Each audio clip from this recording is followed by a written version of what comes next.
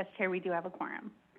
Okay, we do have a quorum, so we're going to go ahead and move forward with our meeting this morning. So this is the Board of Directors meeting of Sandag. It's Friday, June 25th, 2021. It's nice to see everybody here today. Welcome.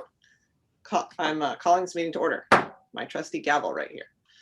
So first, we would like to ask our interpreter, Carlos, to walk through our interpretation services for today's meeting. Thank you, Chair Blakespear. As the chair just indicated, we do have simultaneous available for today's meeting. To use the feature, please scroll down to the bottom of your Zoom screen where your meeting controls are. Then click on the interpretation icon. It looks like a little world, and then select English as your language. If you are joining through the Zoom mobile app on a cell phone, tablet, and so on, first press the ellipsis, the three dots, then interpretation, and then choose your language. Finally, click on mute original audio to not hear the original Spanish flow in the background. I will now repeat this message in Spanish. Buenos días y bienvenidos, bienvenidas a esta sesión de la mesa directiva de la Asociación de Gobiernos de San Diego. Se está ofreciendo servicio de interpretación simultánea. Para hacer uso del mismo, por favor desplácese a la parte inferior de la pantalla de Zoom donde aparecen sus controles, haga clic en el icono de interpretación, parece un globo terráqueo, y seleccione Spanish o español. Si está utilizando la aplicación móvil de Zoom en celular, tableta, etc., presione primero los puntos suspensivos, luego interpretación y luego el idioma. Por último, si no desea escuchar el audio original en inglés en el fondo, por favor seleccione Mute Original Audio o silenciar audio original. Gracias and thank you, Chair. Well, thank you very much, Carlos. Now, I'd like to invite you to join me in the Pledge of Allegiance. I pledge allegiance to the flag, the United States of America, and to the republic for which it stands, one nation, under God, indivisible, with liberty and justice for all.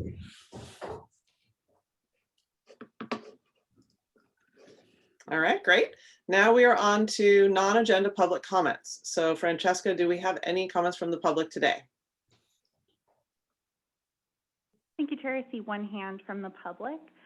Mike Bullock, if you have a comment not related to an item on the agenda, you can go ahead when you're ready. Okay, well, thank you very much. Mike Bullock from Oceanside. Alexandria Ocasio-Cortez said, world's going to end in 12 years unless we address climate change. I won't say anything about that first part, world's going to end. Obviously, it's not going to end. But unless we address climate change. So let's imagine a different kind of a world than what we have, where a lot of elected officials would not say the last part of that sentence. They would say, world's going to end unless we achieve climate stabilizing targets. It's a bit of a stretch, but let's just imagine that that's what most politicians say. They would never say we have to tackle climate change. They just wouldn't say that. They would say we have to achieve climate stabilizing targets. So let's assume that they also understood that very well and understood what had to be done. And so let's just go to a hypothetical city, and we'll just say the city of Encinitas, and say there were people there and they said, we are going to stop being unfair to our employees that get to work without driving. And here's how we're going to do it. We're going to have a big, first of all, we're going to tell our employees, you must park your car in the parking lot, the employee parking lot. We're going to operate that parking lot for the financial gain of the employees. We're going to stop being unfair to people that don't drive here. So the rule is you drive in and you put $10 in the jar. Everybody puts in $10 if they drive a car to that parking lot. And so the second thing you do is you say, okay, employees, if you work 8 hours, and let's keep it simple, let's say everybody just drives and works 8 hours. So if you work 8 hours, you get $10. You get it out of that jar. And everybody does that. Now let's make it a little more complicated. And let's say that they have 10 employees that get to work without driving. You know, they're fine employees. There's nothing the matter with these people. They just don't drive. All right, so you need to put $100 in that jar so everybody can get their $10, right?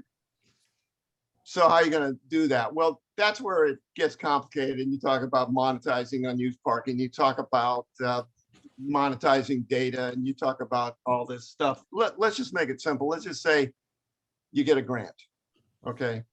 You get a grant, and that's what you do.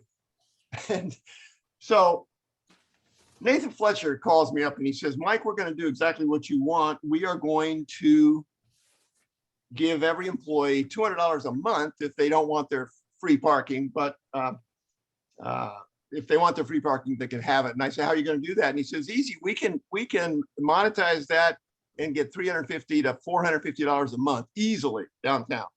So we'll make money on this and we'll give employees the choice. Thank you very much, Mr. Bullock. Your time Time's is up. expired. Thank you very much. I appreciate it. Here, that does conclude the public comments. Okay, thank you, Mike. We appreciate hearing from you. So next we have non-agenda board comments. So some of our members have been participating in the regional plan open houses, which have been taking place over Zoom. And I did the North County Coastal one last week. So I wanted to invite anybody to share any comments on that or other non-agenda board comments. If you want to speak, put up your hand. Okay, I don't see any, so we will move forward with our executive director report. Hassan? Thank you, Chair Blakespear, board members. Good morning to all of you. A few things to update you on. First, this Monday, June 28th, we will join Lieutenant Governor Eleni Konalakis, California State Transportation Agency Secretary David Kim, and Mexican dignitaries, along with the State Route 11 Otay Mesa East Port of Entry, Sandag, Caltrans teams to celebrate a signing of a memorandum of understanding with project partner in the US and Mexico.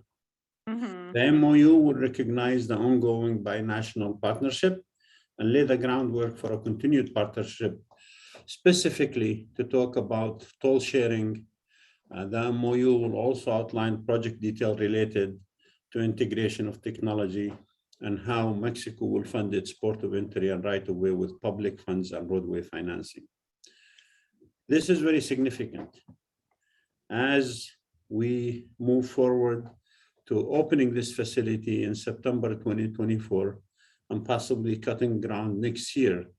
This MOU is very significant. I want to thank our board leadership who's going to be there to represent us. And I want to thank our partners from Caltrans and the state for helping us move this amazing project. Just so you know, Otay Mesa Port of Entry was featured in many national articles as an example of how economic activities could be enhanced through border investment.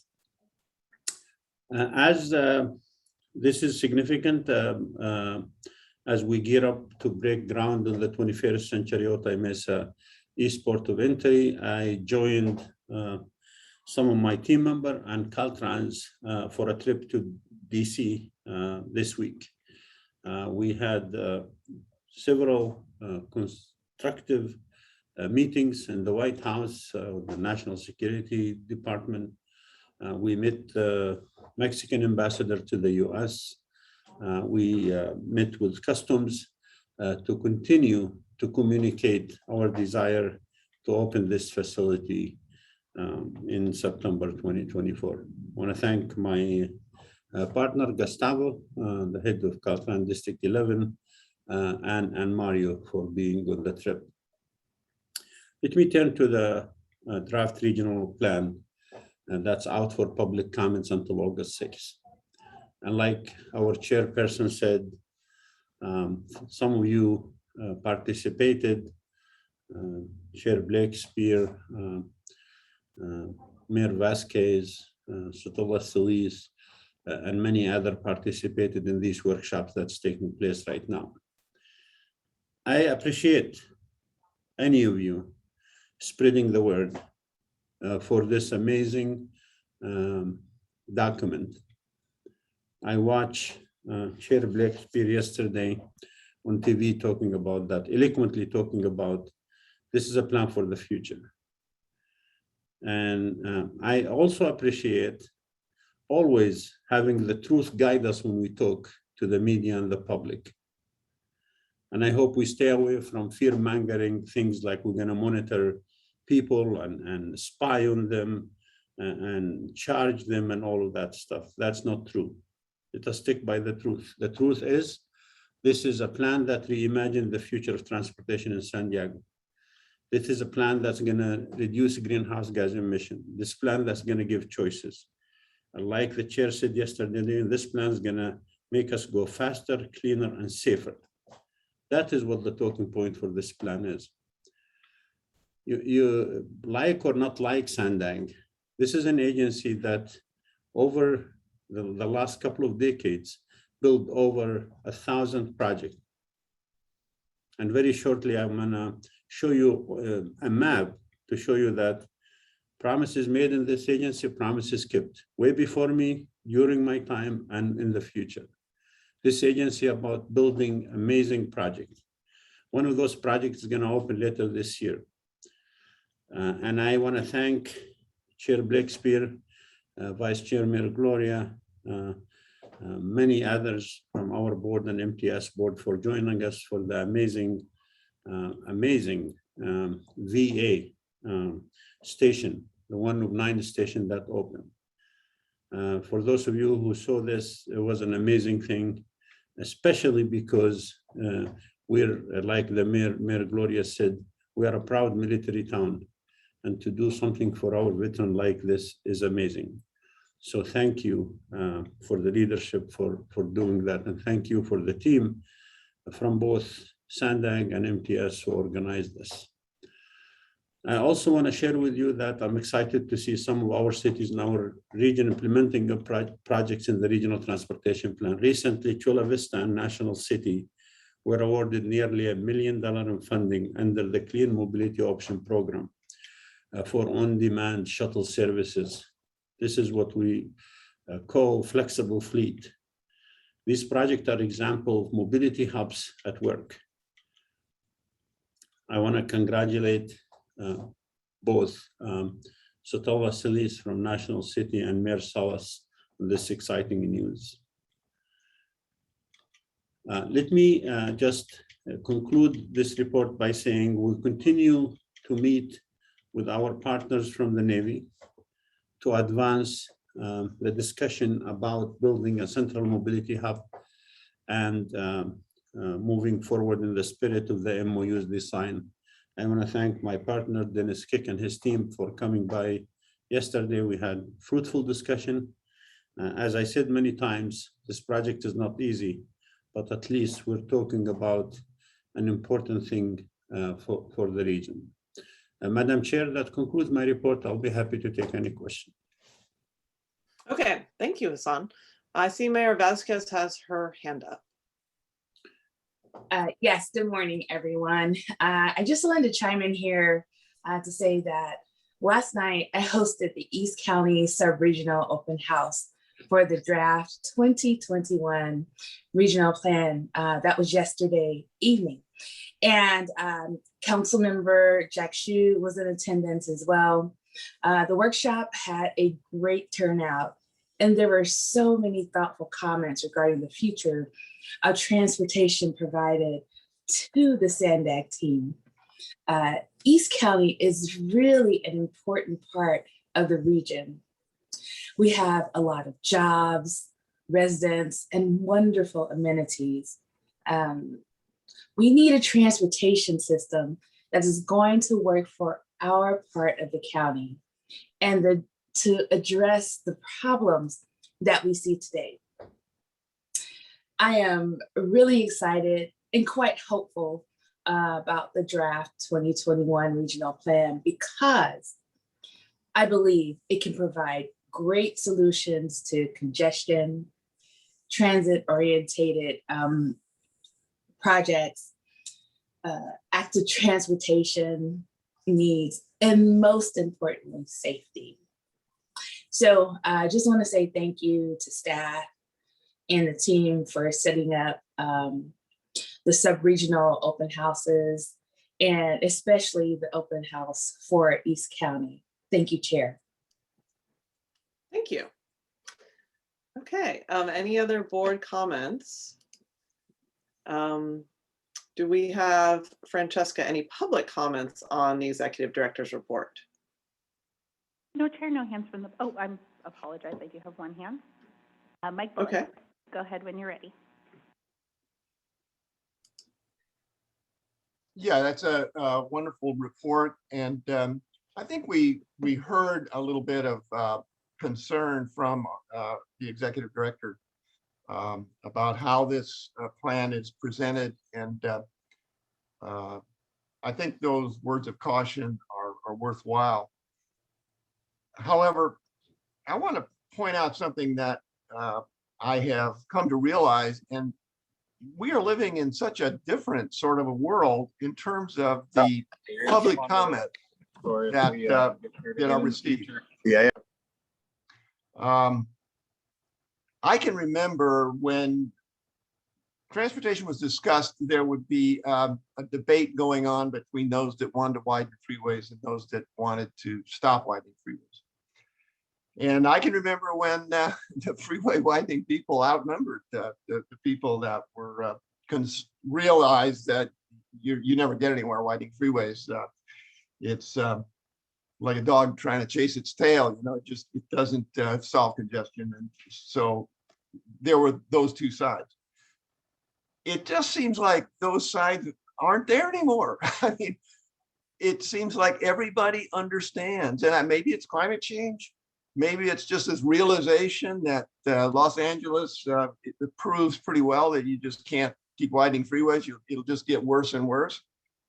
That seems to be what the vast majority of people that speak at these public hearings think. So I think we need to be cautious, and certainly on the board of directors, it's there. We do see elected officials who don't seem to quite get it. They still think we need to be widening freeways. And let's be clear, we are widening freeways right now. You drive up and down I-5 and you will see lanes that we are opening up. So, and we shouldn't be, that just creates a bigger problem. We actually need to remove lanes. And I believe we need to be more aggressive in what we say. We need to talk about climate stabilizing targets. Obviously, the climate is not discussed in that way by Sandag, and you just don't mention one way or the other. It's all about making more mobility, which is kind of a questionable goal anyway, because mobility offered is mobility accepted, and maybe we're just too darn mobile is what it is, especially with our cars. We've just got way too many lanes out there. I don't know how we'll ever solve the problem. But so I hear the caution, I understand it, but I just wonder if maybe the public is a little bit further ahead of us than we actually realize. That's my comment. Thank you, and Chair, that does conclude the public commenters. Okay, thank you very much. So now we will move on to the consent calendar. Do we have any questions or comments regarding the consent calendar? And if not, I would entertain a motion. Move the item, Madam Chair. Okay, thank you. We have a motion from Vice Chair Gloria. And I'll second. Okay, thank you. And a seconder from Councilmember Shu. Thank you very much. For the City of Carlsbad, Mayor Hall. Yes. Thank you. For the City of Chula Vista, Councilmember McCann. Yes. Thank you. For the City of Coronado is absent. For the County of San Diego, Supervisor Lawson Reamer. Yes. Thank you. For the City of Del Mar, Mayor Gasterland. Yes. Thank you. For the City of El Cajon, Mayor Wells. Yes. Thank you. For the City of Encinitas, Chair Blakespear. Yes. For the City of Escondido, Mayor McNamara. Yes. Thank you. For the City of Imperial Beach, Mayor Dedina. Dedina, yes. Thank you. For the City of La Mesa, Councilmember Shu. Yes. Thank you. For the City of Lemon Grove, Mayor Vasquez. Mayor Vasquez, yes. Thank you. For the City of National City, Councilmember Rios. Yes. Thank you. For the City of Oceanside, Councilmember Rodriguez. Oceanside, yes. Thank you. For the City of Poway, Mayor Voss. Yes. Thank you. For the City of San Diego, Vice Chair Gloria. Aye. Thank you. For the City of San Marcos, Mayor Jones. Jones, yes. Thank you. For the City of Santee, Mayor Minto. Minto, yes. Thank you. And for the City of Solana Beach, Mayor Huebner. Huebner, yes. Thank you. And for the City of Vista, Mayor Ritter. Ritter, yes. Thank you very much. That does pass with those members present. Okay, thank you very much. We're speeding right through here. So we are on to our first report. So this is our annual report from ITALK, the TransNet Independent Oversight Committee. I'm pleased to welcome our ITALK chair, Michael Kinney. He will be providing the update today. So Chair Kinney. Well, good morning, Chair, board members. Thank you very much. I'm excited to be here. My name is Mike Kinney. I am the chair of the Independent Taxpayers Oversight Committee for the TransNet Ordinance, or the ITALK as we're known. Today, I'll be presenting our 2021 ITALK annual report, which includes the results of two of our most recent audits, the fiscal year 2020 annual fiscal and compliance audit and the fiscal year 2021 triennial performance audit. Both audits went very well. As an independent body, the ITALK confirmed that SANDAG and its member agencies continue to operate a well-run program in accordance with the provisions of the TransNet Extension Ordinance. In March, we presented our annual fiscal and compliance audit to the Transportation Committee. This was the 12th year recipients of TransNet were required to undergo our fiscal audit. Our fiscal audit confirmed that all recipient agencies, including the cities and county transit agencies, Caltrans and SANDAG, were mostly in compliance with the major provisions required under the fiscal audit and TransNet. Highlights of the fiscal year 2020 fiscal and compliance audits have been included in this report. In addition, this was the 5th year the ITALK conducted the triennial performance audit, which was also presented to the Transportation Committee earlier this year. In it, there are 26 recommendations, which have been categorized into 4 rankings: critical, high, medium, and low priorities, based on their impacts to the TransNet program goals and SANDAG's responsibilities. I'd like to take a brief moment to highlight the recommendations classified as critical from that audit. First, we're pleased to say that our audit confirmed many major corridor projects have been implemented as intended, but we are recommending that SANDAG work towards clearly identifying the remaining TransNet Extension Ordinance projects that will be included in the 2021 regional plan. Second, while our audit confirmed that SANDAG financial controls have improved, our audit recommends that staff document current processes and procedures to inform decision makers of potential risks to project deliveries discovered through the annual Plan of Finance report. Third, while the audit showed SANDAG is committed to compliance and transparency, the SANDAG reports frequently on progress and accomplishments. Going forward, the audit recommends better demonstrating accountability by reporting outcomes against goals and provisions, so we can more easily see the progress on each of those projects. Lastly, our audit notes challenges in implementing the TransNet Regional Bikeway Program, and we would encourage SANDAG board to work closely with staff at SANDAG and the City of San Diego on permitting issues affecting timely delivery of our Regional Bikeway Program. For the year ahead, we plan to continue our oversight role in monitoring the program and providing recommendations that strengthen performance through both our annual fiscal and compliance audits and the implementation of our triennial performance audit recommendations. With that, I'm pleased to submit to SANDAG board and the public the 2021 ITALK annual report. Julie and I are happy to answer any questions the board may have. Thank you. Well, thank you. We appreciate your hard work on this. Let's see if we have questions. Councilmember McCann. Yes, and full disclosure, I just wanted to say first, thank you for Michael's report, but Michael does not work for McCain, or has no relationship with me. And I know that he is better looking than me and has a better beard, but thank him for the report. Thank you. All right, well, we're glad to clarify that. Thank you. Any other questions or comments? Vice Chair Gloria. Just more of a comment. First, to thank Chair Kinney and the ITALK committee for their work. It's important work, and I value and appreciate what you do, Mike. And I would just referencing the recommendation to work on the early action plan bike projects. I just want to share with my board colleagues that I deeply appreciate Sandag staff's engagement with our City of San Diego staff to get, I think, market change on these projects. I think any of you, if we were meeting in person, you'd be seeing these projects underway in the downtown and uptown communities as you came to and from Sandag's facilities. But I do believe that the recommendations that ITALK are making, or the observations, are fair ones. We have room for improvement. We've been working on that for the last number of months. And again, I appreciate the collaboration with Sandag staff and City of San Diego staff. I ask our board staff to hold us, our board colleagues to hold us accountable for making sure those process improvements become the culture between our two agencies.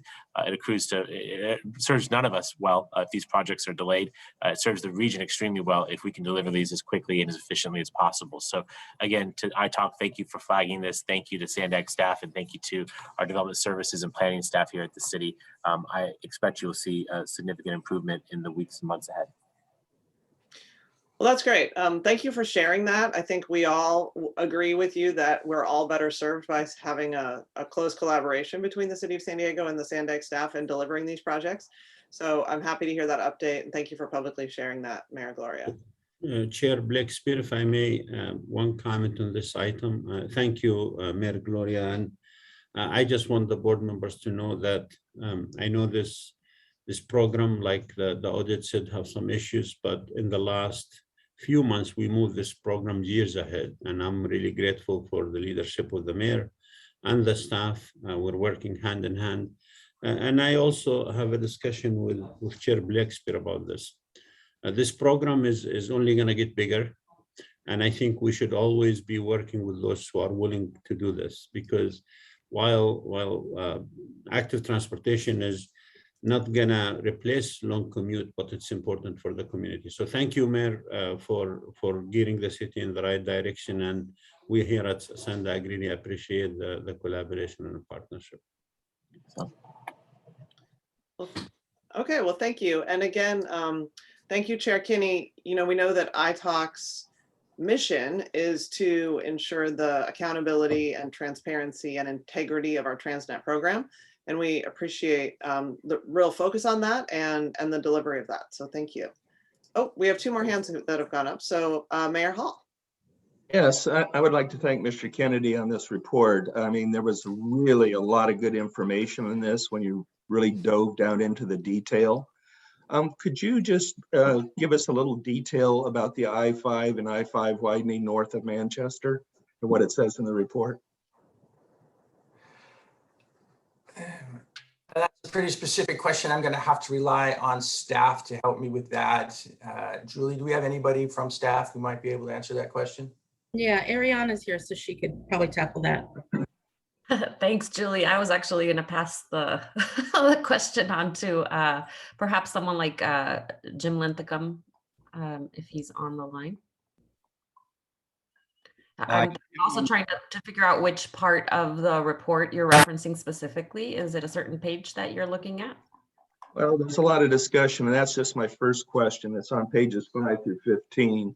Also, what it says about the I-5-78 interchange, about 78, and most importantly, I-5 from 78 to Highway 76. So page 5, yeah, I'm not seeing the reference. Well, there's Jim. Should we let him jump in here, Ariana? Absolutely. Yes, thank you, Chair Blakespear. And Mayor Hall, I'm also looking for the reference on page 5. I can tell you that I-5 North Coast, what you see being constructed now is now and will be constructed is now fully funded. And so we're blow and going. You know, Caltrans, Alan Kossip is the corridor director, is building that road all the way up to Route 78. So originally it was supposed to go to 76. I believe that was quite a while ago. That has not been in the scope of the I-5 project for a number of years now.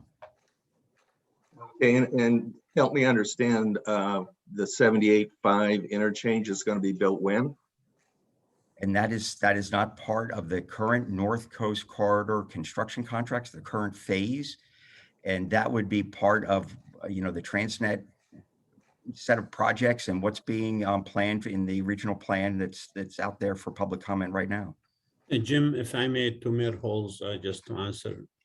Mayor Hall, if you look at the draft plan that's on the street right now, it talks about high occupancy toll lanes on the I-5 with the 78 and the interchange to make sure that these high occupancy toll lanes are working. Will the interchange will be part of that discussion? There is no funding right now identified for this, like Jim said, but it is in the regional transportation plan as part of the high occupancy toll network. Okay, thank you. So is what you're getting at, Mayor Hall, that you wanted to just highlight that this is not part of what's currently being built? Exactly, and we talked about promises made, promises kept.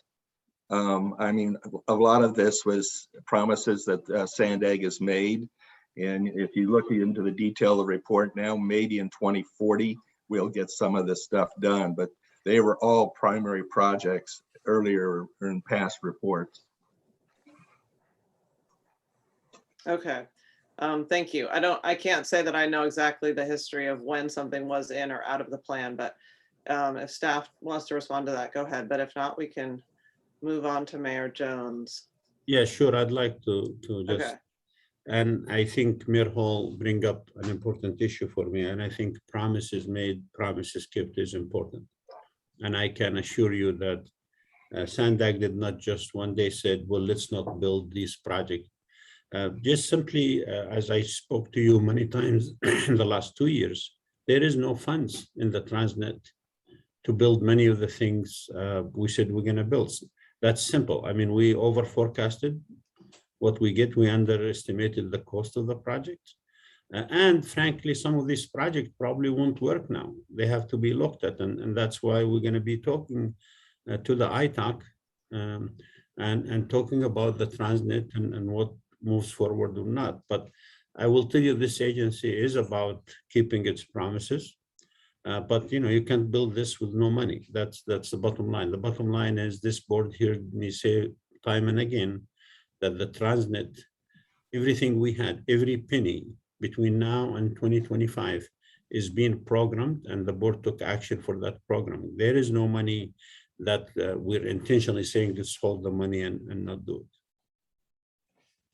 Thank you, Hassan. Did you want to make one more comment, Matt Hall or Mayor Hall? I'll keep it for later. I'm trying to be respectful, but I do have more comments, but this isn't the right moment to do it. Okay. Mayor Jones.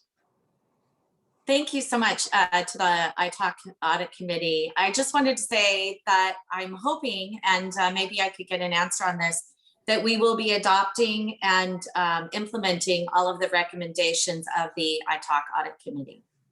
Absolutely. Great. Thank you. Okay, great. So Jim, did you want to say anything else about this item? There we go. Yes, thank you, Chair. I just wanted to reinforce what Vice Chair Gloria said. We've been working great with his staff, the city staff. Processes have been streamlined, and the Vice Chair himself has been personally involved in one of these particular projects, and that's the Pershing Drive Bikeway, in trying to get this unblocked, unclogged with SDG&E. And so things have markedly improved, and I just want to let the board know that, and also thank Mayor Gloria. Okay, thank you for that update. So now let's see, do we have public comments on this item? Thank you, Chair. We do have one public comment. Mike Bullock, you can go ahead when you're ready.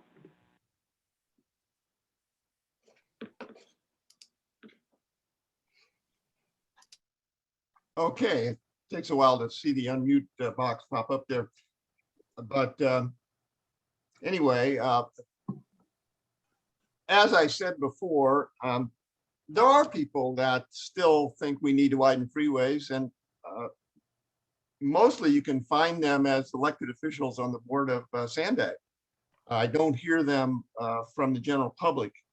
I very much appreciate the iTalk, and I appreciate that we should pay attention to what TransNet says.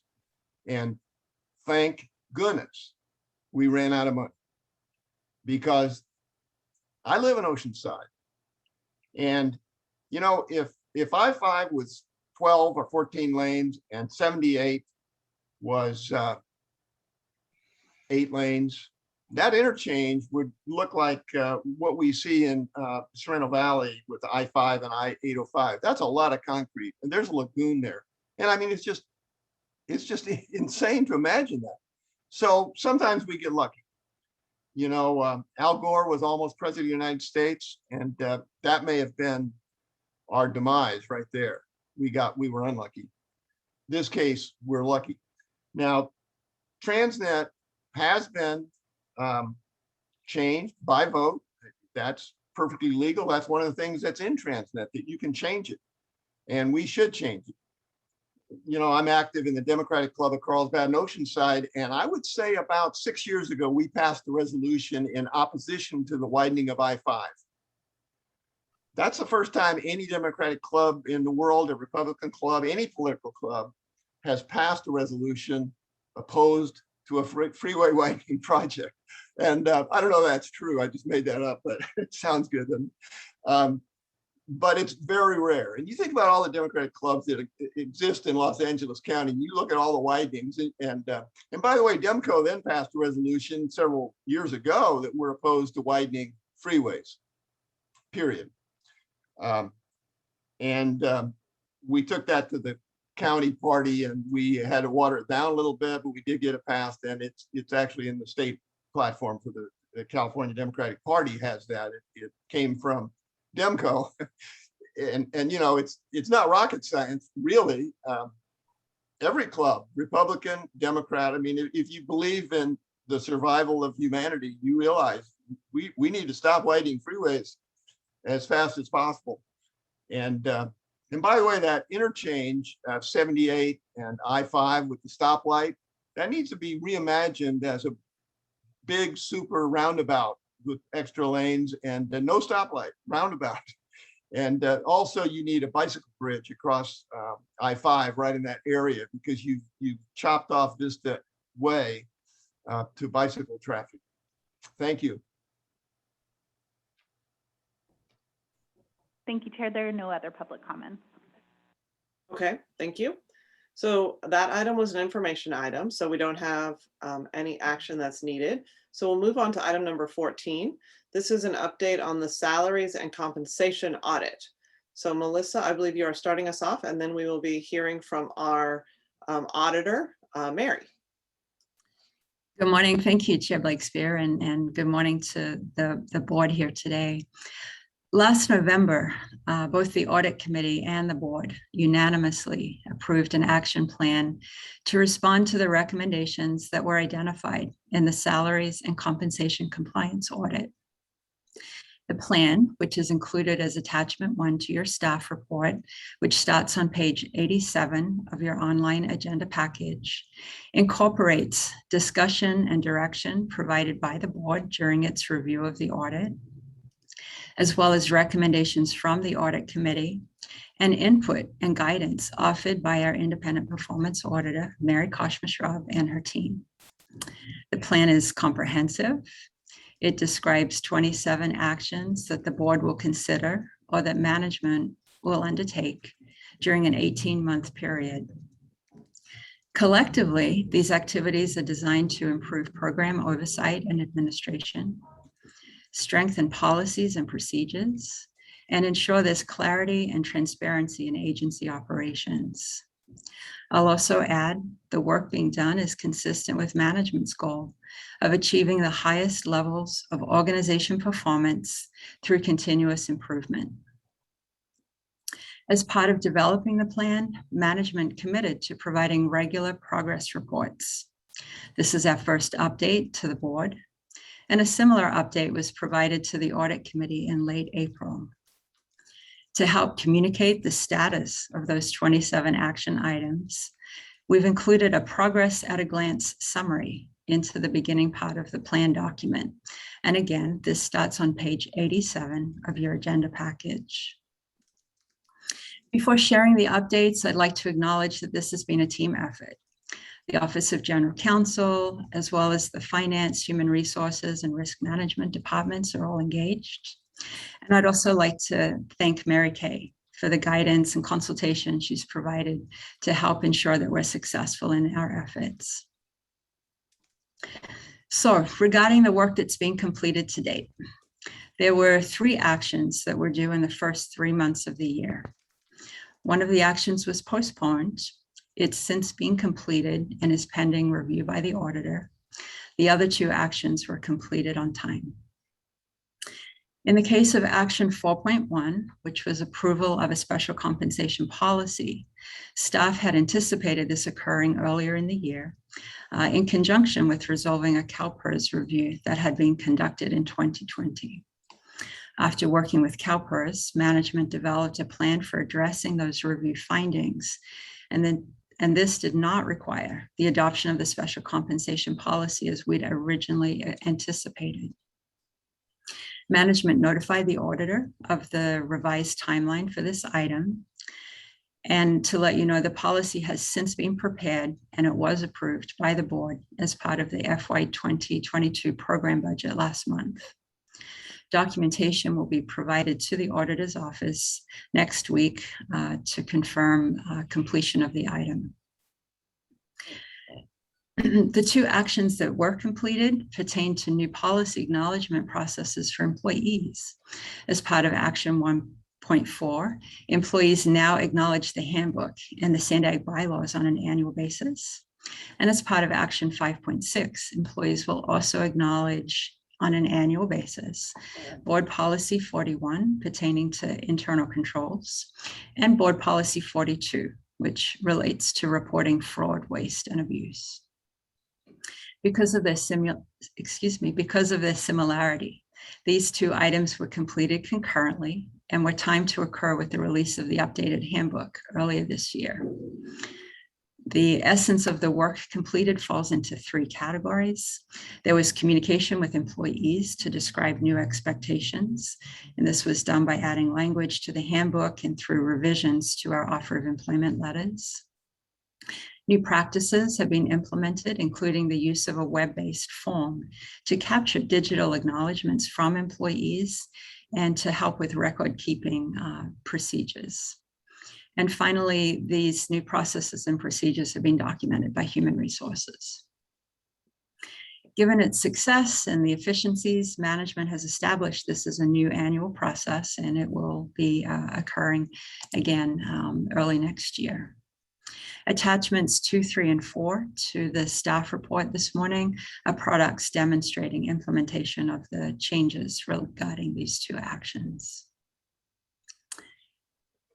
And as you scan the progress at a glance summary, again, referring you back to page 87 of your agenda report, you'll see there are 11 items that are due to be completed by the end of June.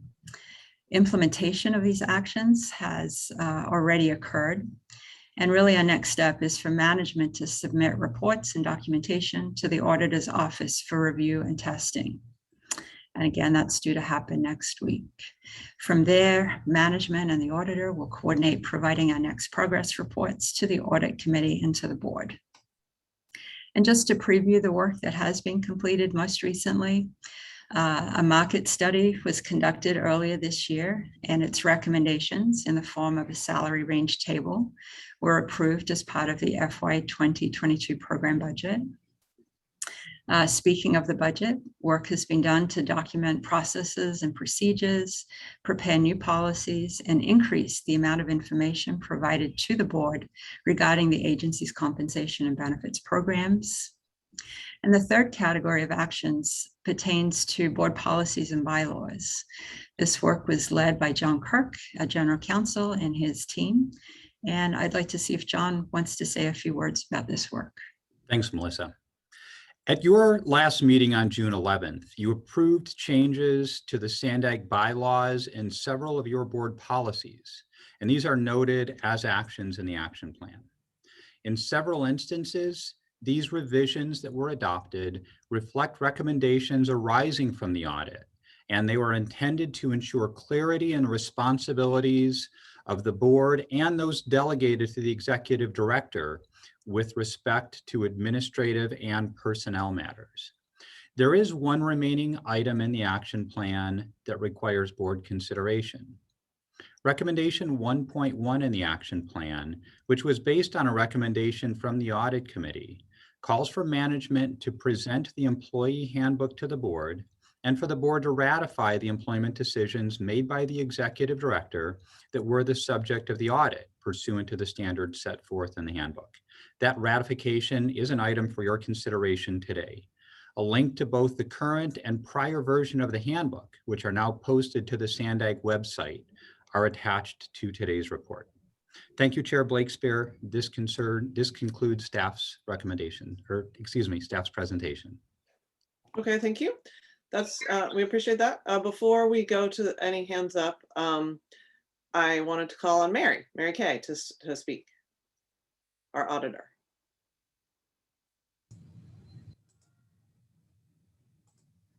Good morning. Good morning. Sorry, I'm trying, my video is on and off today. So I wanted to go over some of the testing that was performed during this quarter. Melissa shared really the two items that were due. Both, again, as Melissa shared, we collectively work together with management. We do a kind of a back and forth. So they do some revisions, and I make some recommendations based on those revisions. So we've been working on an ongoing basis closely with management to ensure that the plan gets moves forward, is met timely, and that the outcome is the results that we hope for. So in this review, it consisted of two, which was basically the recognition by the employees of the changes, and also that they, as an employee, read board policy 41 and 42 around systems of internal control and fraud, waste, and abusive reporting. I reviewed the changes made, and they were sufficient. And I also tested to ensure that they were in fact not only recommending or requiring that the board policy 41 and 2 be read by the employees, but that there's recognition by the employees that they in fact read them. And they did this through reminders via an email. How I tested that was I ignored the first few emails that requested that myself as an employee vouch to HR that I did in fact read board policy 41 and 42. They were given a due date. I ignored and went past that due date. And to my surprise, and it was a nice surprise, I did get another email letting me know that I'm late and I needed to verify that I did in fact read the policy. So I went ahead and went through that. And then to vouch the record keeping of that, I asked for evidence from HR that showed me that 100% of the employees at SANDAG had in fact verified that they, or vouched that they did read the two board policies. They provided me with spreadsheets showing what the date, time, and email of those acknowledgement forms and when they were. And in addition to the 5 that were done manually, they supported that with 2 pending, and those 2 individuals will return back to work in July. And once that's done, I'll do a follow-up on that. So other than 2, 100% had verified that they read both board policy 41 and 42. And as Melissa shared, the next upcoming corrective action is due at the end of this month. We will need, it's a lot more testing that will be done. This was a lot simpler in testing. So we'll need about a month to do that testing. It will go to the audit committee, and from the audit committee, it will go to the full board on the outcome of those results in the testing. So thus far, so good. I wanted to apologize for the agenda item. It's not the agenda item that I actually submitted for the board. It's actually the one that I submitted for the audit committee. So there was a little bit of a mix-up apparently, but it works. The information is still accurate. And that's all. If you have any questions for me, I'm happy to answer them.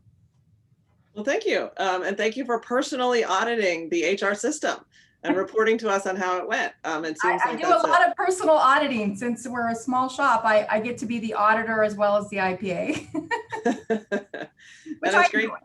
It's great to hear that the systems are all working, and except for 2 people who haven't been able to be in person yet, that seems like a really high compliance rate to me. Yes, absolutely. I would be surprised if our city has as high a compliance rate with our required trainings and that kind of thing. Melissa, did you just pop on because you wanted to respond? No, I just wanted to be available for any questions that may come up. Thank you, Chair. Okay, thank you. Okay, well, thank you for that, Mary Kay and Melissa and John. We have the vice chair of our audit committee is Mayor Vasquez, and her hand is up, so I'll call on her.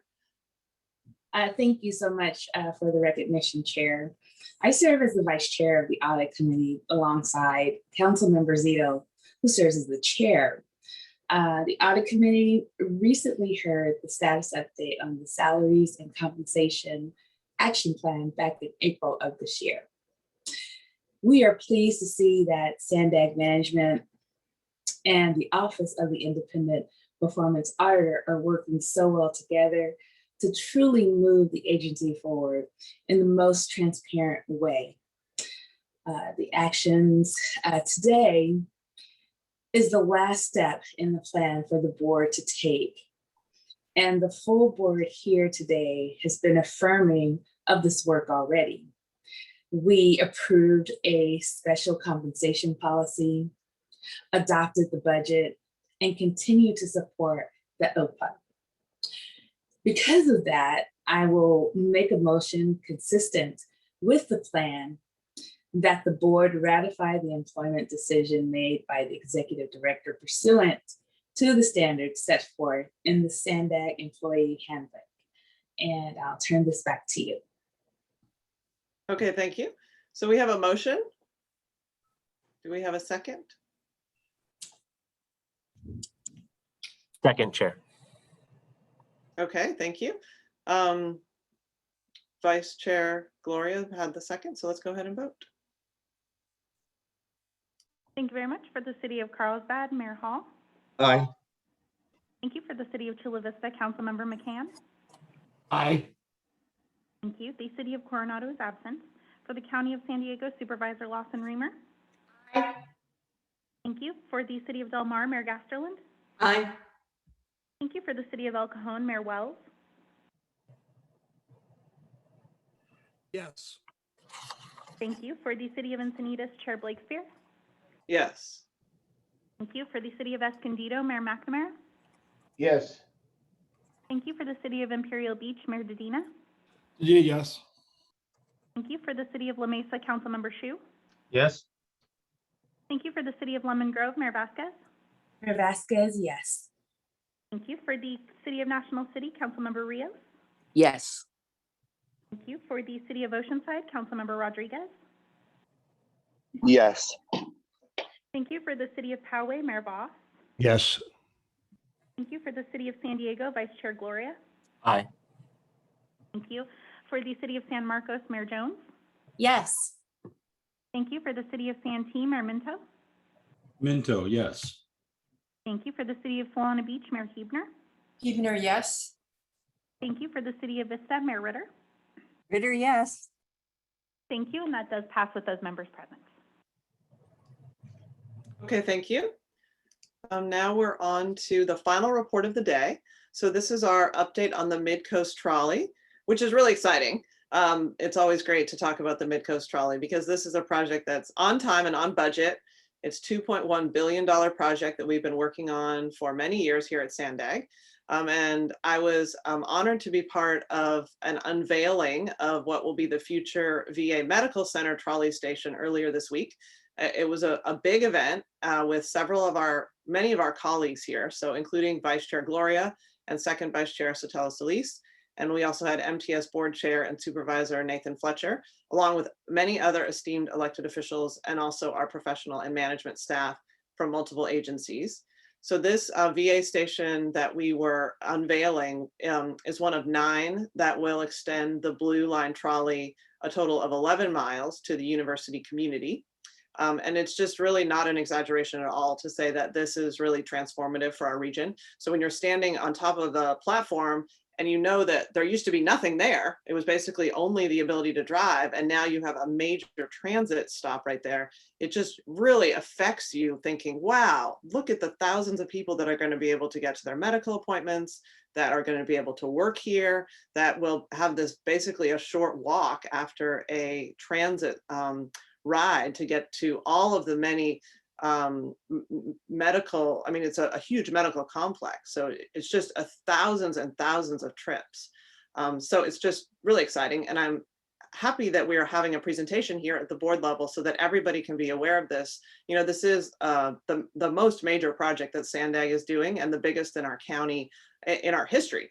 And it's also important to recognize our partners. So MTS, obviously, as the transit operator there, has been really heavily involved and done lots and lots of work. And so we're thrilled to have them as a partner here. So I'll hand this over to the team. And I think it's starting with Jim to give the report. Yes, thank you, Chair Blakespeare. It is so wonderful to hear somebody as enthusiastic about Midcoast as I am, so thank you very much. And we're headed into the home stretch. This has been a 5-year construction project, and we're almost there. And so what you're going to see with this item is an update on the progress of Midcoast and also what's planned for this summer and fall. But as a board, you haven't seen very much of the Midcoast project or the Midcoast team. We just don't have a need to come to you very often. And that's because this project continues to go exceptionally well. Like the chair said, we are on schedule, we are on budget, and we expect to open this fall, as we've been telling the Transportation Committee, the ITOC, and the FTA for almost 5 years now. So nothing's changed. But this doesn't mean this has been an easy job. This has not been an easy job. And like the chair said, this Midcoast is a monster of a project, $2.1 billion. That makes it 4 times bigger than the Green Line extension that included a tunnel under San Diego State. Midcoast has 3 miles of bridges. The south half of the project, we're working in the 2nd busiest intercity rail corridor in the nation in Lausanne. We cross an interstate freeway twice. We cut right through the heart of an internationally renowned university, UCSD, and we go right down the middle of the main thoroughfare of the busiest business district in the region on Genesee Avenue. And just add a little complexity to the project. The board added another 6 projects to the scope of Midcoast over the years, and these projects totaled another $500 million. And you'll be hearing some about those projects in just a couple of minutes. But like the chair said, this is all being delivered on time and under budget. And you hear that said like it's news because it's so unusual. And nationally, unfortunately, this is sometimes news, but it's not news for Sandag. And to give you another example, you may remember a few years ago, in advance of Midcoast, the board decided to bring the rest of the trolley system up to a state of good repair. It's going on for 40 years this summer, but it was going on about 35 years back then. And that project's name was Trolley Renewal. This was a $660 million project that totally fell under the radar of the public because it was also wildly successful. So as Hassan and the chair said, we had a great event this past Wednesday unveiling the new Midcoast VA station. And Chair Blakespeare went out of her way to recognize the team that's responsible for the delivery. And I just want to make sure that the entire board knows just how special this project is and this team is, and that we can build anything you throw our way. So thank you all for indulging me. I'd like to now hand this off to Ramon and Gia. Thank you, Jim. Good morning, Chair Blakespeare, Vice Chair Gloria, and members of the Sandag Board. My name is Ramon Ruelas, and I'm your Midcoast Corridor Director. And with my colleague, Gia Balish, we are here to share information about the largest transportation infrastructure project in the region's history. A project that has been decades in the making, is now just mere months away from being completed. We'd like to share with you a brief history of this project, the many achievements we've accomplished to date, and what to expect in the months to come. Next slide, please. excuse me. So just as a brief refresher, the Mid-Coast extension of the UC San Diego Blue Line Trolley will extend trolley service from downtown San Diego along I-5 to the university community, running through several of the region's densest communities and connecting 2 of its largest job centers. Once completed, the trolley will provide a 1-seat ride from the US-Mexico border all the way north to university community. The project adds 9 new trolley stations along an 11-mile alignment, 5 of which will include parking for many transit users. 36 new trolley cars were purchased through the project, and all of them have been received by MTS. The project represents a $2.1 billion investment in the region's infrastructure. Next slide, please. So as stated earlier, planning for the Mid-Coast Trolley extension began decades ago and was formally identified as a regional transportation improvement project in SANDAG's 1986 Regional Transportation Plan. Construction began in fall of 2016, and as been said before, is on schedule and is it's scheduled to be completed and open for service later this year. Next slide, please. So the project is fully funded and one of the highest priorities of the TransNet Early Action Program. As you saw in the previous slide, the SANDAG Board of Directors and Federal Transit Administration gave final environmental clearance to the project in fall of 2014. In September 2016, through its New Starts program, the FTA signed a full funding grant agreement with SANDAG to provide the nearly 50% federal match needed to fund the project and allow construction to start in fall of 2016. Additionally, SANDAG has successfully executed deals to decrease the project's long-term costs. In June 2017, SANDAG secured a loan from the Federal Transportation Infrastructure Finance and Innovation Act program, which reduces borrowing costs and increases flexibility that will save taxpayer dollars. In July 2019, SANDAG issued $335 million in capital grant receipt revenue bonds to lower interest rates on initial funding sources for the project. And finally, in June of this year, the project received over $57 million in additional funding through the American Rescue Plan Act of 2021, increasing federal funding and decreasing the necessary TransNet contribution. Next slide. The Mid-Coast project supports SANDAG's vision for providing the San Diego region with a long-term transportation solution that meets regulatory requirements, addresses traffic congestion, and creates equal access to jobs, education, healthcare, and other community resources as outlined in the 2021 regional plan. Additionally, the project is an example of a past regional plan coming to fruition. As mentioned earlier, the project was first included in the 1986 Regional Transportation Plan. Now, as we look towards the future of the San Diego region, this project should serve as an example of SANDAG's ability to carry out its vision by successfully delivering large-scale projects that will serve the region for generations to come. Next slide, please. So when service begins, this project will have a transformative impact on the region's transportation system. We're increasing MTS trolley system by 20%, providing direct access to medical, educational, and employment centers. Just as important, we are establishing new direct connections between communities, better enabling residents and visitors to experience the distinct neighborhoods and cultures that make up our diverse region. The Mid-Coast extension will provide fast, efficient, clean, and equitable transit opportunities, supporting community connectivity along the entire UC San Diego Blue Line from University City to San Ysidro and points in between. Next slide, please. So when speaking about transformative impact, it wouldn't be a stretch to say that the project's impact on the region has already started. The entire Mid-Coast team of consultants, contractors, and staff are delivering a multi-billion-dollar project to the community that will be on time and is tracking to be within budget.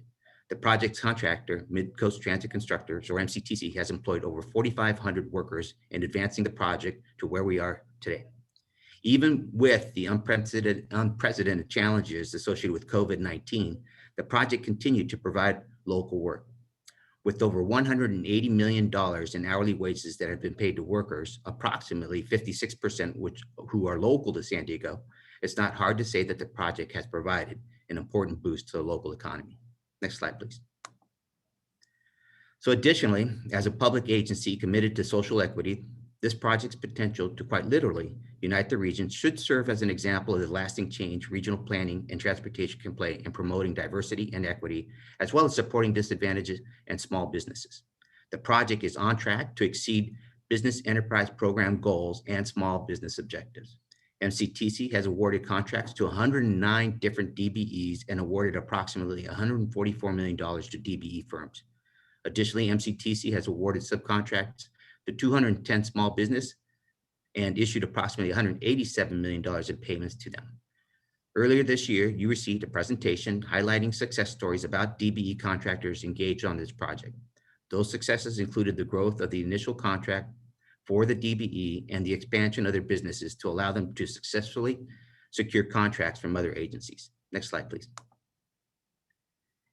In May 2014, MCTC was selected to serve as the construction manager general contractor for the Midcoast Trolley project. The joint venture of 3 highly successful construction organizations brought a collection of talents uniquely suited for this project. Sandag's utilization of the construction manager general contractor model for this project was a first for this agency. A fortunate consequence of this decision was that it had proven to be a successful approach to accomplishing several concurrent projects within the Midcoast corridor, as Jim mentioned earlier. These projects are integral components of our regional plan to provide a balance of dedicated, safe space for everyone, including freight vehicles and people who walk, bike, drive, and ride transit. Pictured here are the projects completed to date through the CMGC model, including the I-5 Genesee Avenue Ogling project, the Elvira de Marina Double Track project, the Rose Creek Bikeway project, the San Diego River Double Track project, and the Gilman Bridge Overcrossing. I'll provide a brief overview of these efforts over the next few slides. Next slide, please. Excuse me while I get caught up.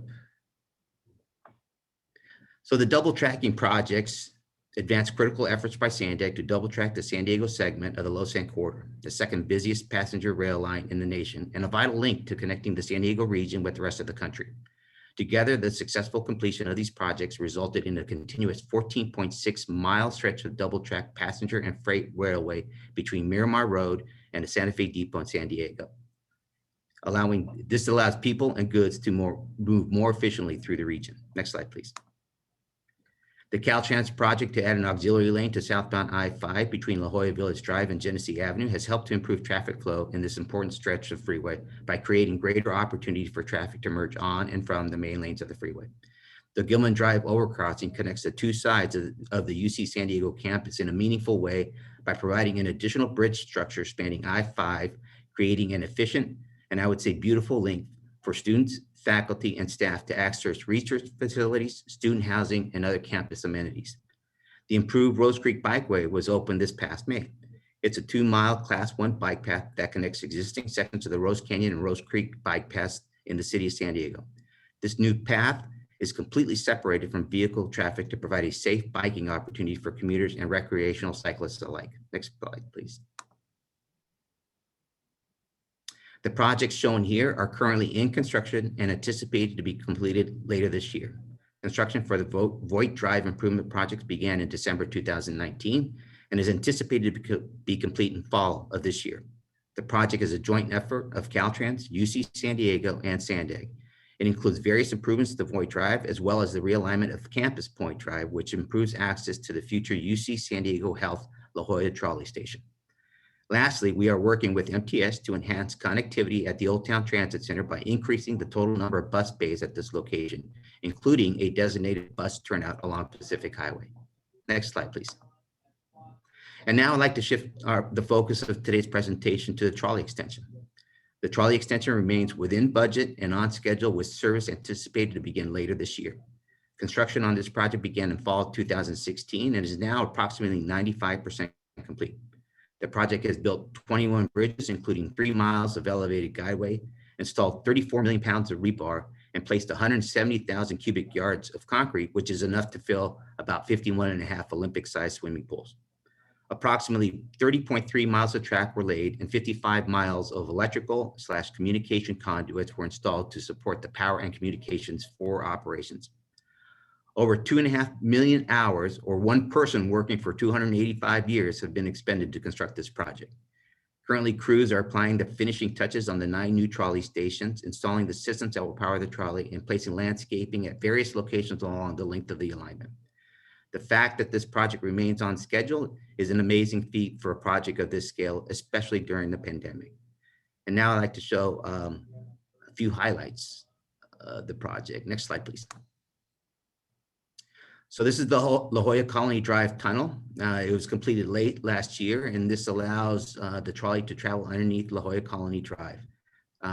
This tunnel took about 9 months to complete, and I believe there's only one other trolley tunnel, and I think that's the one that goes through San Diego State here in San Diego. Next slide, please. So the largest deck pour of the entire project was for the bridge overcrossing just south of Nobel Drive. It took most of one night and approximately 650 cubic yards of concrete to complete, and required working closely with Caltrans to implement full freeway closures of I-5 while they poured that deck. Next slide, please. The UC San Diego Guideway begins the northern segment of the viaduct, which is a continuous from just north of the VA Medical Center trolley station to the end of the extension at UTC Transit Center. These pictures show early construction of the Guideway and the Gilman Drive Bridge in 2018 and to the completed structure on the right in 2020. Next slide, please. Construction along Genesee Avenue included the use of heavy equipment to place prefabricated 95-ton concrete girders over the roadway to form the bridge. In April 2019, the last girder was set into place, and the crews held a traditional topping out celebration. Next slide, please. Now, with construction about 95% complete, you can see just how far the project has come. For all intents and purposes, the trolley alignment looks complete in many areas. Activities are now focused on completing construction for the 9 new trolley stations, installing the systems that will power the trolley, landscaping along the alignment, as well as finish final touches for restoring roadways and reopening traffic lanes once closed for construction. Next slide, please. So we got a little video here to kind of give you a different perspective from what you've normally seen when we share images from the project.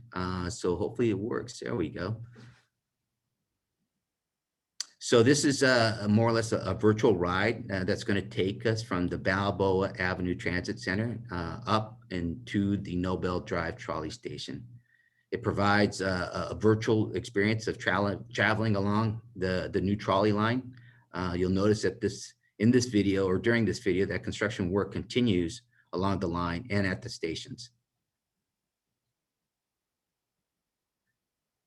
So departing from the ground level at the Balboa Avenue Transit Center, the ride travels north and reaches its first elevated section where the trolley would travel up and over existing heavy rail for commuter and freight trains.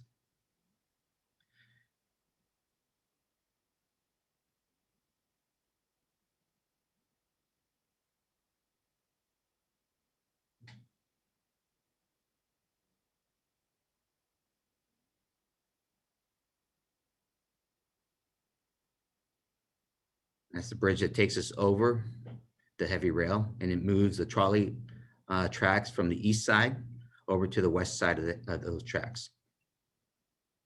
So continuing north through Rose Canyon, the trolley will then travel through the tunnel at La Jolla Colony Drive before beginning its journey across I-5 to the Nobel Drive trolley station.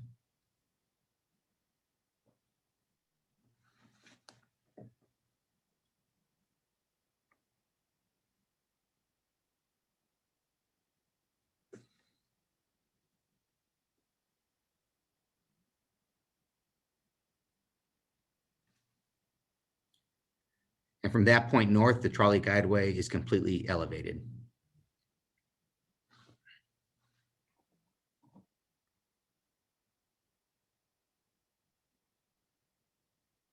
So that concludes my part of the presentation. And with that, I'll transfer it over to Gia to finish this up. Thank you, Ramon. So now that Ramon has shared a bit about where we're at with this project, I'd like to speak about what we're looking ahead toward. So now that construction for the project is nearly complete, the testing phase is ready to begin. This summer, MTS will begin testing along the Mid-Coast extension. So you'll see for the first time, San Diego's iconic red trolley cars riding along the new route. This summer also marks an exciting transition in the project's progression as we begin preparing for the start of service later this year. Next slide, please. That transition is happening at an opportune time, as this summer also marks the 40th anniversary of the San Diego trolley system. MTS will celebrate the anniversary while launching their new fare system, Pronto, and we will support them in those efforts. This anniversary is especially meaningful for this project in that we're in the process of extending San Diego's original trolley line, which is now the Blue Line. So in a way, this is really a celebration of the San Diego Regional Transportation Network's past, present, and future. And this project is really a central component to that story. And we want, oh, next slide, please. We want to tell that story through an extensive public outreach and engagement effort befitting a project of this magnitude. So here you can see the key objectives of our communication strategy, which aims to first and foremost celebrate the completion of our newest light rail extension here in San Diego. Second, we want to demonstrate Sandag's successful delivery of this multi-billion-dollar project, both on time and on budget, as we've reiterated already. We'll also highlight the project's impact on the region, which includes improved access to major employment, healthcare, education, and cross-border opportunities. And of course, we'll want to recognize our partners, the key stakeholders, and the communities that have been very patient and understanding while construction has been underway. Next slide, please. So we'll employ several communication strategies to generate excitement over the months to come and employ this strategy. Here you can see just a few examples of the work we've done with local media in the past. So all throughout the life of the project, we've engaged local media to provide opportunities to publicize key achievements and bring the community into the project. Over the next several months, we'll continue to work with our partners and the local media to create opportunities to tell the Midcoast story. And we're hopeful that this will continue in increasing overall awareness for the project and building excitement. Next slide, please. We'll also continue to engage via social media. We've maintained a social media presence throughout the life of the project, but now we're less focused on communicating construction impacts and updates and more focused on really engaging with the community to promote ridership and get everyone ready for the ultimate start of service later this year. And as you can see on this slide, we're already starting to see many positive interactions with the community. These are just a few of many. Next slide, please. We'll also host a slew of community events to bring the community in. This is something we've done throughout the project. So here you can see the groundbreaking event that we held in fall of 2016 to kick off construction activities, and then the halfway celebration that we held in March of 2019. Which was especially meaningful, I'd say, for the project team in that we really got to celebrate our project contractor, MCTC, and the crews who have worked so hard to bring this project to life and are so proud of their work. It's not really exciting and meaningful to speak with them and see how excited they are to see this come to life. Next slide, please. We have several more celebrations in store. So this is really what I want to relay to the board today is that we plan to host many milestone events leading up to a grand opening celebration to promote and celebrate, again, Sandag's successful delivery of this project, but also MTS's significant addition to their trolley system. So the milestone events will lead up to the start of revenue service and serve to unveil the newly constructed trolley stations, recognize the communities along the alignment, and highlight again the project's role in promoting and improving overall regional connectivity. Next slide, please. These celebrations already have begun, and some of you have been a part of them. As Ramona relayed in April, we celebrated the successful realignment of Campus Point Drive, which is part of the Voight Drive Improvements Project, a joint effort of Sandag, Caltrans, and UCSD. And that realignment was significant in that it provided direct access to the UC San Diego Health La Jolla Trolley Station, in addition to improving overall traffic flow in that area. And then in May, we celebrated the opening of the Rose Creek Bikeway, which was something that our bike community was eagerly anticipating and I think very happy to see come to fruition. And then next slide, please. As Hassan mentioned, we also had a celebration earlier this week to unveil the VA Medical Center Trolley Station, which incorporates several unique design features to pay tribute to the veterans of the U.S. military, who the station is really intended to serve. The unveiling was celebrated alongside several dignitaries, including our very own Chair Blakespear, Vice Chair Gloria, and Second Vice Chair Sotelo Solis. So once again, thank you all for joining us at that event. I think everyone who was in attendance would agree that this was a really successful celebration that brought SANDAG together with our partners to recognize the true impact that this project will have on the region, including serving some of our most valued and deserving communities like our veterans. And then moving forward, if you'd progress the slide, please. I'd like to share with you that our grand opening has officially been scheduled for the weekend of November 20th and 21st, 2021. So please mark your calendars. We are still working on the details, of course, but we do anticipate that the large-scale community festival will take place on Sunday, November 21st. This is the launch date of service as scheduled by MTS. And then we might have a smaller event on the 20th to really just preview the trolley line. Overall, these events are intended to recognize our wonderful partners and their contributions to this project, to thank the community for their ongoing support and patience, to promote trolley ridership, highlight connectivity along the communities all throughout the Blue Line from San Ysidro now to the university community, and to celebrate this successful completion of one of the region's largest transportation infrastructure projects. So on behalf of the project team, we sincerely hope you'll join us, and we look forward to celebrating alongside all of you later this year. And with that, I'm going to turn it back to Jim Lithicum. Thank you. Very exciting. Thank you very much, Gia. You know, I started off talking about the successes of Midcoast and also referenced, the trolley renewal project. And, probably a lot of you know that the San Diego trolley system is widely recognized as one of the best in the nation. The corridor director that took Midcoast through environmental design and up till just about a year ago, construction, is a guy named John Haggerty. He's the person that made this all happen, and he's retiring at the end of this month. And, there he is. For 33 years, John touched every major trolley project MTS and SANDAG built, including being the corridor director for Midcoast for the trolley renewal project, but also for the Santee extension of the Orange Line, which happened to be his first project, and the entire Green Line through Mission Valley. And so much of the success of the system is due to John, and I want to publicly thank him and probably embarrass him a little with these words. So thank you, John. And with that, I'd like to turn this back to Chair Blakespear. Well, thank you. Thank you, John. And that's a really nice montage right there showing the many years of his work. But does he want to say anything? Is he here? Yeah, I'm here, and I'm a little bit embarrassed by what Jim said, but so thank you, Chair Blakespear, for giving me an opportunity. I just want to say it's been really a privilege working at MTDB, MTS, and SANDAG for over 33 years.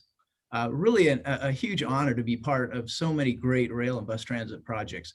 When I started here in 1987, the MTDB slogan was the East Line at 89. Now, I've been with SANDAG, and we're about to deliver Midcoast. You saw that presentation.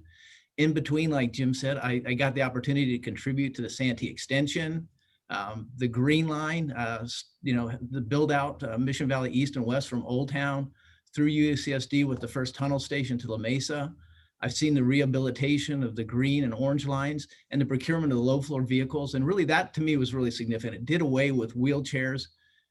The wheelchair lifts that were on the old trolleys made the trolley more accessible to folks using mobility devices, strollers, bikes, etc. All along, I have to say, I've loved my job. I've had great leadership, great colleagues, staff, and really thoughtful and helpful partners in Caltrans, your member agencies, and 2 universities. So I wish you all well after putting in my 33 years. I hope to see SANDAG continue to be successful and thrive. Just to let you know, my engineering and construction department is strong and is ready to deliver your capital program long after I take my leave. So thank you very much. Well, thank you so much, John. And thank you for all of your many years of hard work. You know, this is really a great thing to be able to end on this project. You know, I just want to say that as a spokesperson for this agency, as the chair who looks at our regional plan, you know, we're planning this look forward 30 years to 2050, which is, you know, I have it right here. It's always hard to see, but the draft that we've just released to the public, and you think about, well, what is the goal here? Like, what are we trying to accomplish? And it strikes me all the time that the goals of this plan are exactly what this project is doing. So, you know, the entire plan is trying to address equity and climate change and congestion relief and safety, and to allow people who can't afford very easily a $10,000 a year car to get where they need to go, like their medical appointments, their education, their job. And this Midcoast project is all of those things all together. I mean, it's every single one of our goals of our regional plan, and we're doing it right now. And so, you know, focusing on that and being really owning it and feeling pride about what this agency is accomplishing in real time by the end of the year, before Thanksgiving, this is going to be open and people will be able to start that new habit, that new change of life, and we'll be able to see that all of those things happening, that congestion relief all around, like that, for example, that station at the VA Medical Center. And so anyway, I just think it's a great time to be a Sandag board member. And when, as a local elected, I see how difficult it is to accomplish big projects. I'm sure all of you on this board do too. If you have any big infrastructure projects in your city, there are so many reasons to fall off schedule and off budget. And there are always good reasons, you know, there are always legitimate reasons. But when we're able to stay on time and on budget, it's worth recognizing that, because it's very hard to do. You know, we have a project just in our city that's had 19 scope changes. And it's like, we know those are all good scope changes and we're happy to have them, but the result is delay and cost and all this stuff. And it's just great that this agency is on time and on budget for this massive project.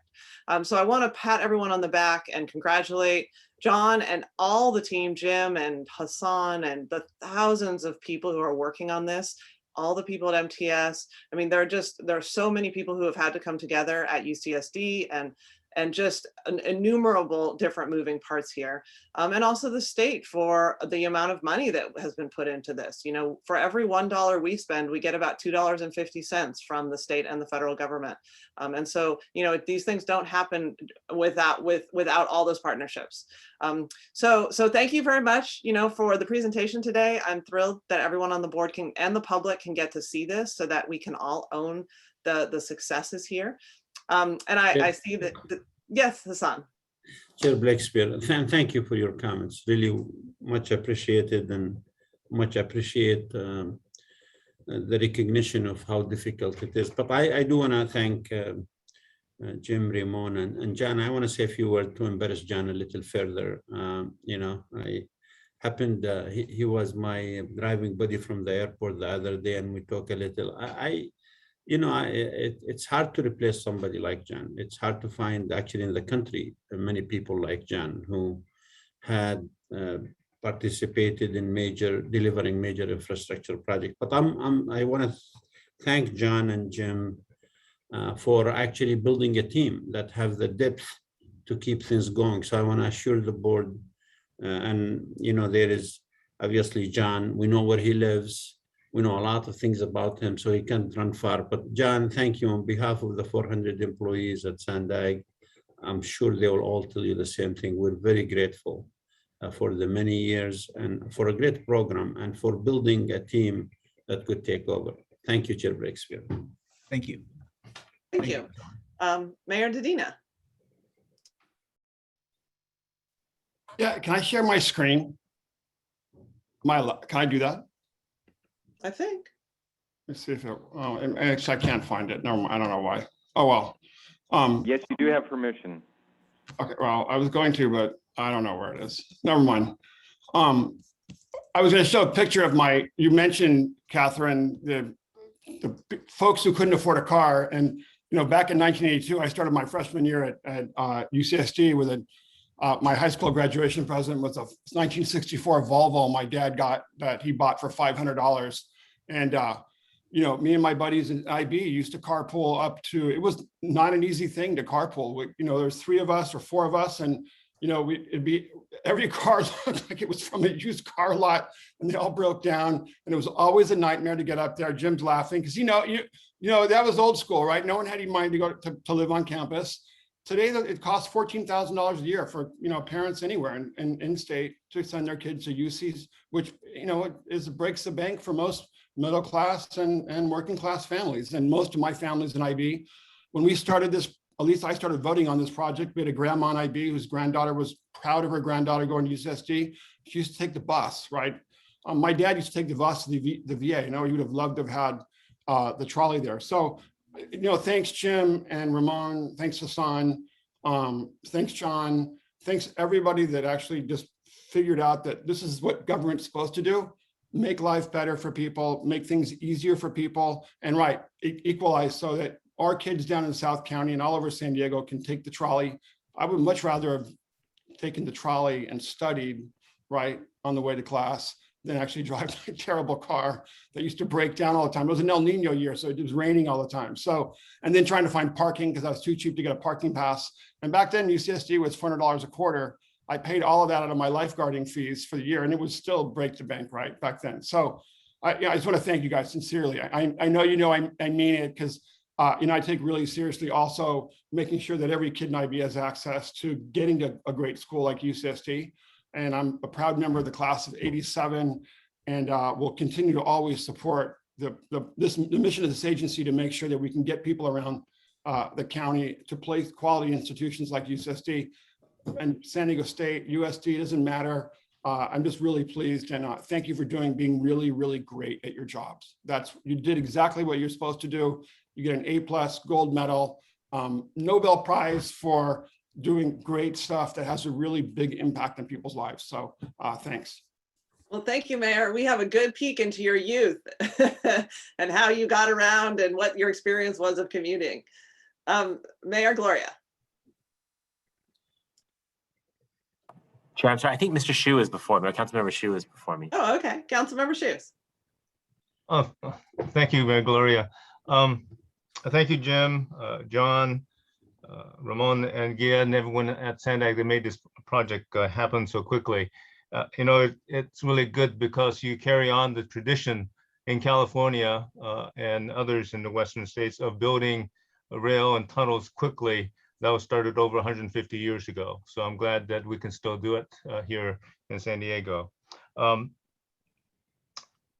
These measures of getting it on time and within budget are great. And I'm glad we have these good output measurements.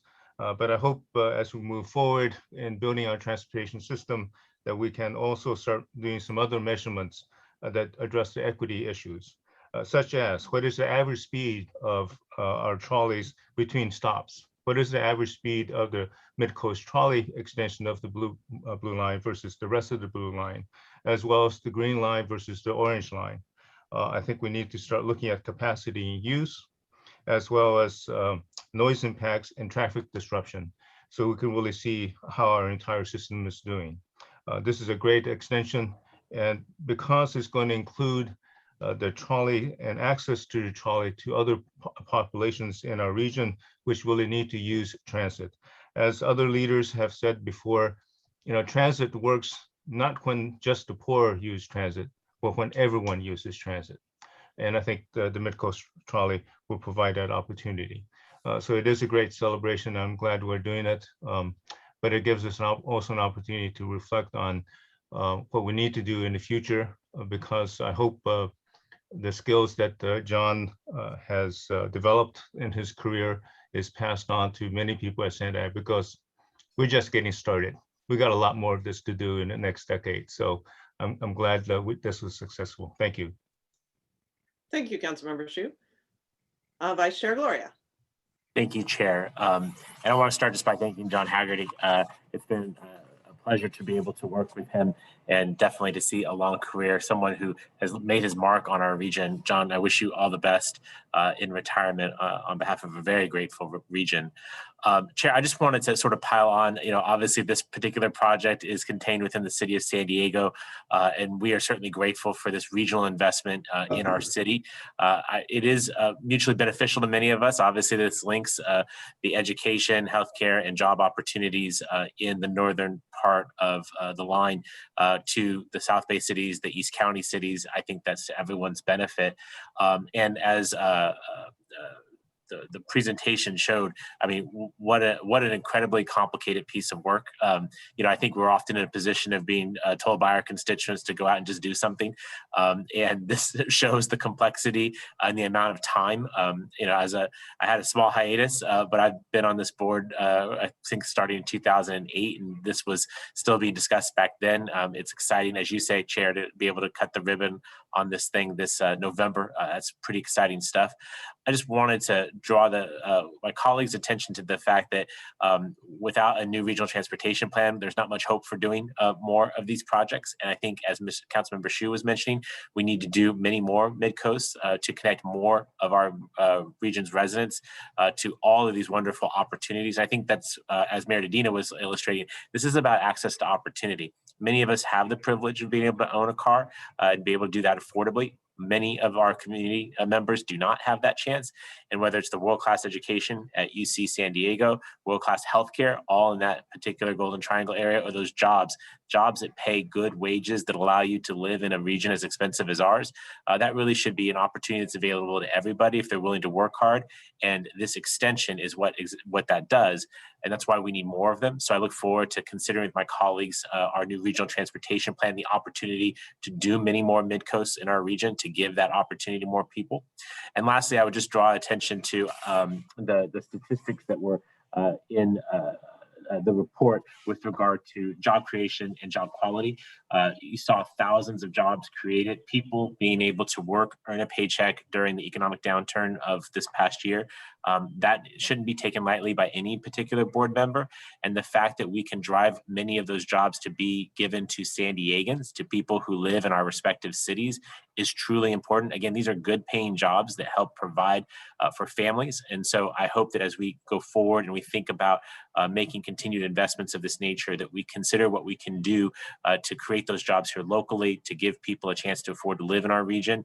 And particularly because of the long-term nature of these projects. I'm mindful of the fact that I was a staff member to Congresswoman Susan Davis when we were being lobbied for funding for this project, and that was 20-something years ago.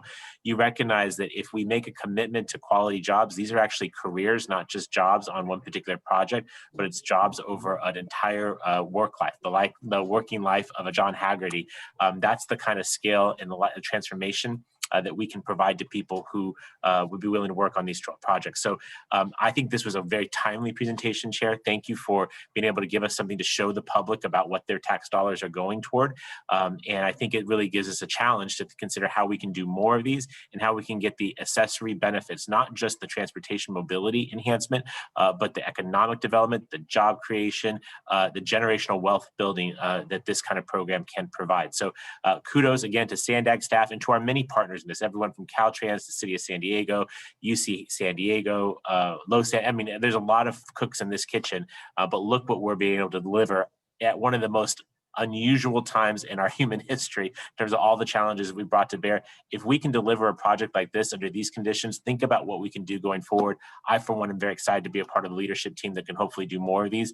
And Chair, under your leadership, I believe we can get a lot more done. So thank you for letting me share those comments. And again, appreciation to my regional colleagues for helping bring this major investment to the City of San Diego.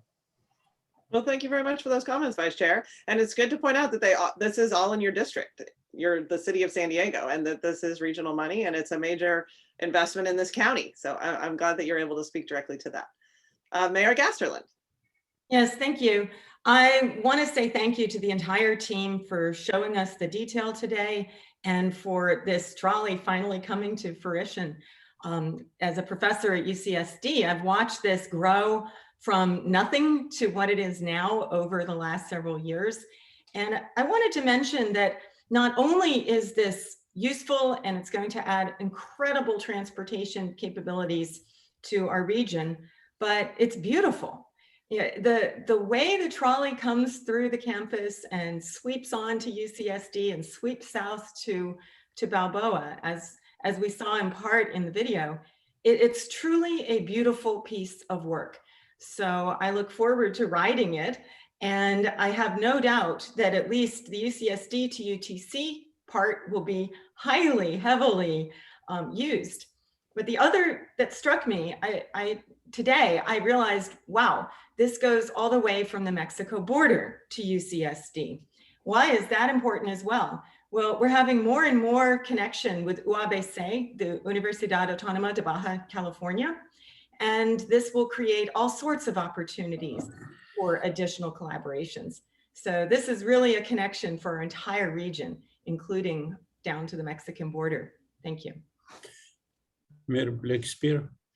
Yes. Chair Blakespear. So I appreciate the chair, the vice chair, Gloria, Mayor Dedina, Councilmember Shu, Mayor Casterman. I appreciate these comments simply because I want you to imagine the possibilities. You're about to be presented with a regional transportation plan that not only going to do several mid-coast around, but it's going to have, like Ray Major told you before, 10,000 connecting points. It's going to have a network of high occupancy toll lanes with interchanges. It's truly going to reimagine the future of transportation. So I greatly appreciate your comment because you're going to be very soon presented with a plan that reimagine the whole future of transportation. And I promise you this, and I know many of us will move on before many of these projects are completed. But I promise you that this region will be an example for the rest of the world. And I want to say that it's not just about transit for people, it's about doing things right. It's about moving the bluff of moving the tracks of the bluff. It's about doing the border crossing investment that we need. Mexico is our largest trading partner. Like Mary Gloria said, this is not about transportation. It's about economic sustainability. And so I am grateful for your leadership. And Chair Blakespear, I think you said it best. This is a small document, but I hope you take the time and I hope you truly reflect what's in that document. It is reimagining the possibilities for this region. Thank you, Executive Director. Okay, we have Mayor Hall, and then I think we do have one public comment. Go ahead, Mayor Hall. Yes, I too would like to say, this is exciting to be able to move people all the way from the border all the way up into UTC, and it's something that I think we've all worked very hard on. However, I have had some questions. Is there a reason why we used overhead wire versus third rail technology? I can take that. Mayor Hall, third rails are usually associated with subways where it's totally protected and the public can't get to it because that third rail acts as the wires that you see overhead. And that is very common in all the light rail systems across the country. Yeah, I have seen it though, that it wasn't just in subways though. So anyway, that's the question I've been asked. So that's how I'll respond. Thank you. And again, a job well done. Thank you, Mayor. So can you just clarify the answer? So the reason there's a wire up above instead of in the ground is what was the answer to that? It's the third rail system that you would see aerially, like the mayor said, at BART or subway systems, is that's a live wire. And so what we do and what trolley systems across the country do is that connection, that wire is, or that third rail is overhead. That's what's in the overhead catenary. It's called the catenary. That's what's in the overhead wire. So it comes out of these big substations at 660 volts DC, and the positive is up top, and those three wires you see, and the negative comes back through the rail. And so that is the circuit that is completed with the system. That's what powers the trolley. Okay. Jim, if I could jump in just for a second. Absolutely. It's also about the ability to run at grade and have pedestrians and vehicles cross the tracks. You can't have that third rail down at the street level. So all those systems and elevated guideways are completely separated from the public and there's no crossings. And our system started with the idea that we're taking a railroad that's already in operation with street and grade crossings and putting light rail over it. So that separation is hugely important for safety, to keep people and vehicles away from the 600 volt DC that's running in those overhead wires. So that's the origin of it. And it's really hard to then change that when you have 53 miles of system built that way. Right. Okay. That makes sense. I appreciate the answer. Okay, let's go to the public comment. Do we have a public comment? Thank you, Chair. Mike, you can go ahead when you're ready. Well, thank you very much. I really appreciate this, and many, many tough acts to follow. Just as a member of the public, I want to say I agree with all those thank yous and all of the comments about how important this project is. And so it follows that what we want to do is maximize the ridership and maximize the value that what we have. And I think Ramon Ruelas did mention the word parking, and we saw that on the video. We saw a rather small parking lot, and I think we need to understand how valuable that land is. It's surface parking in many cases, and we also see the shelters on the platforms, and they should be covered with solar, and the parking lot should have solar canopies. But the main thing is that we need to operate to maximize ridership. And you may be thinking, well, free parking, isn't that going to maximize ridership? Absolutely not. Because what you're doing is you're encouraging people that could easily bicycle or walk. Hey, why not drive your car? After all, it's free. On the other hand, somebody that really does need to drive may drive there and, gee, it's all full. Well, it's free and it's all full, and they drive away. And so many years ago, Jerry Kern, a councilman, gave me a disc of what they were planning to do in Oceanside. They were going to have all kinds of development there, and what do you do about it? That was in about 2007. In 2010, I delivered a paper in Calgary, Canada, about what that system would look like. And so let's just say the parking lot, and I was going to mention that Mayor Hall and I have had many conversations, and one of the best things he ever said to me is, you know, Mike, maybe we should charge for the parking and then the ride would be free. See, we do it the other way. The parking is free and we charge for the ride. But of course, as an engineer, I want to maximize this thing. And so the system that I discussed and defined in that paper that I delivered in Calgary, Canada in 2010, maximized the pricing. And so it's the exact same system that I described for Encinitas earlier in my comments today. The money goes to for whom the parking is built, and it's the riders. So you do charge, and the money goes to, in effect, it's going to lower the fare because you're going to pay a fare, but you're going to get parking lot earnings. And it may sound complicated, but it's actually not. It's, you know, we have GPS, we have things that are unimaginable. This is very simple technology, and it would make it so that the parking lot was really used to maximize ridership, because it would make it cheaper to you know, walk to the station and take the transit. So I just hope that we do our job going forward and we operate these things to maximize ridership. Thank you. Okay, thank you. So Thank you, Chair. That concludes the public comments. okay, so we have concluded our business for today. This was all a good news on everything. Our next board meeting is scheduled for Friday, July 9 at 9 a.m. We will see you there. Have a great weekend. And with that, we are adjourned.